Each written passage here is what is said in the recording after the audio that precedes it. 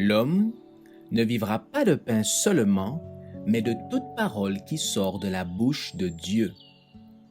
Voici votre moment de méditation quotidienne.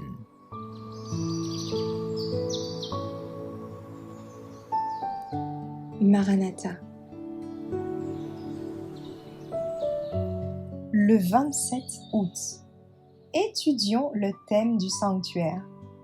Et il me dit, 2300 soirs et matins, puis le sanctuaire sera purifié. Daniel 8, verset 14. En tant que peuple de Dieu, nous devrions étudier la prophétie avec sérieux. Nous devrions n'avoir de cesse que nous n'ayons compris le sujet du sanctuaire, tel qu'il est présenté dans les visions de Daniel et de Jean. Ce sujet jette beaucoup de lumière sur notre position et notre œuvre présente, et il nous fournit une preuve certaine que le Seigneur nous a conduits dans notre expérience passée.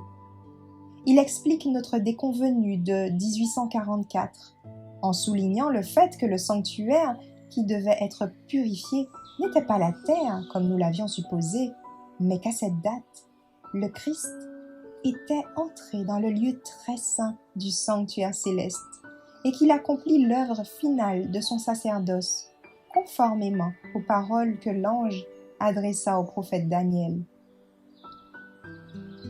On avait constaté que les 2300 jours partaient de l'automne de l'année 457 avant notre ère, date à laquelle était entré en vigueur le décret d'Artaxerxès ordonnant la restauration et la reconstruction de Jérusalem. En prenant cette date comme point de départ, on se rendit compte que tous les événements jalonnant cette période d'après le texte de Daniel 9, versets 25 à 27, s'étaient parfaitement accomplis. Et comme les 70 semaines, ou 490 ans, étaient exclusivement réservés au peuple juif, à l'expiration de cette période, en l'an 31 de notre ère, Israël, ayant définitivement rejeté le Christ en persécutant ses disciples, les apôtres s'étaient tournés vers les gentils.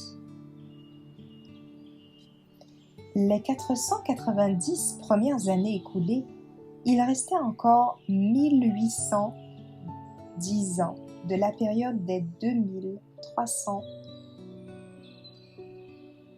Si l'on rajoute 1810 à l'an 34, on aboutit à l'année 1844. C'est alors, dit l'ange, que le sanctuaire sera purifié. Notre foi relative au message du premier, du deuxième et du troisième ange était juste. Les grandes bornes que nous avons posées sont immuables, même si les armées de l'enfer tentaient de les renverser et criaient victoire en s'imaginant l'avoir fait, elles n'y parviendraient pas.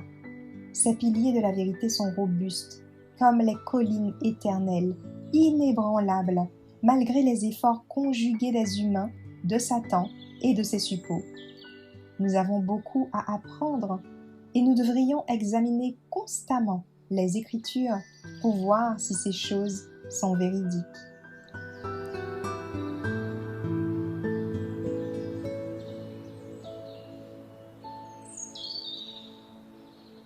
Merci d'avoir écouté cette présentation. Assurez-vous de nous rejoindre demain pour votre moment de méditation quotidienne avec lereste.org.